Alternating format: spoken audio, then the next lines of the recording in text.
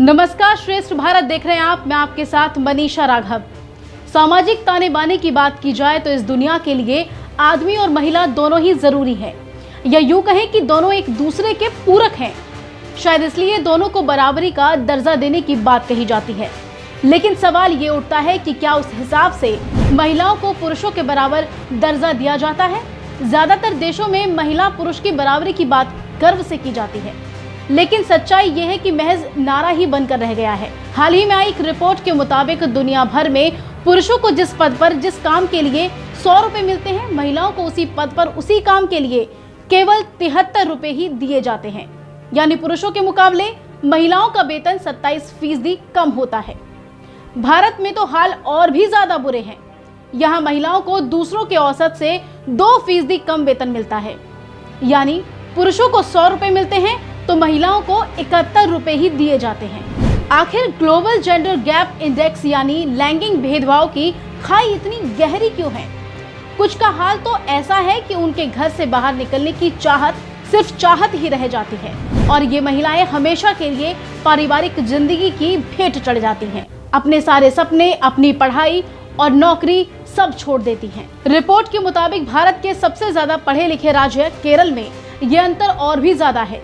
सांख्यिकी विभाग का कहना है कि केरल के गांव में पुरुषों का औसत मेहनताना 842 रुपए रोजाना मिलता है। इसके मुकाबले महिलाओं का मेहनताना सिर्फ 434 रुपए रोजाना है, यानी लगभग आधा है। इसकी वजह भी साफ है, क्योंकि महिलाओं पर पारिवारिक जिम्मेदारियों की गठरी होती है, जिसका भार उन्हें कभी आगे बढ़ने नहीं देता। जबकि पुरुषों के पास महिलाओं की बजाय पारिवारिक जिम्मेदारियां बहुत कम होती हैं।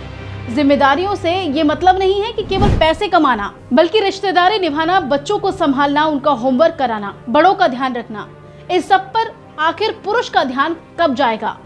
बल्कि वो तो यही मानता है कि ये जिम्मेदारी अकेली उनकी पत्नी या फिर यूं कहें कि माँ की है, और यही सबसे बड़ा भेदभाव है। चलो मान लिया कि महिलाओं को पहले घर से बाहर निकलने की इजाजत नहीं थी, लेकिन आज महिलाओं को इजाजत मिली भी तो इसमें भी भेदभाव कर दिया।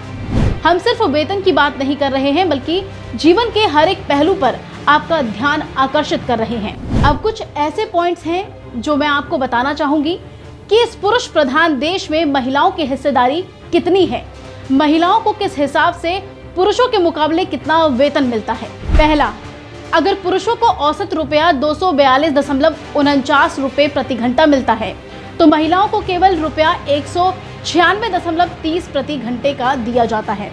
दूसरा, 2021 में भारत में जेंडर सैलरी गैप 35% हो गया, इससे पहले 28% था। तीसरा, आईटी सेक्टर में पुरुषों को महिलाओं से 26% ज्यादा सैलरी मिलती है। चौथा, मैन्युफैक्चरिंग क्षेत्र में पुरुषों को महिलाओं से 24% ज्यादा सैलरी मिलती है। पांचवा, फाइनेंस सेक्टर में सैलरी गैप सबसे कम है। पुरुष महिलाओं से 2% ज्यादा तनख्वाह पाते हैं और मजदूरी का 82% हिस्सा पुरुषों के खाते में जाता है।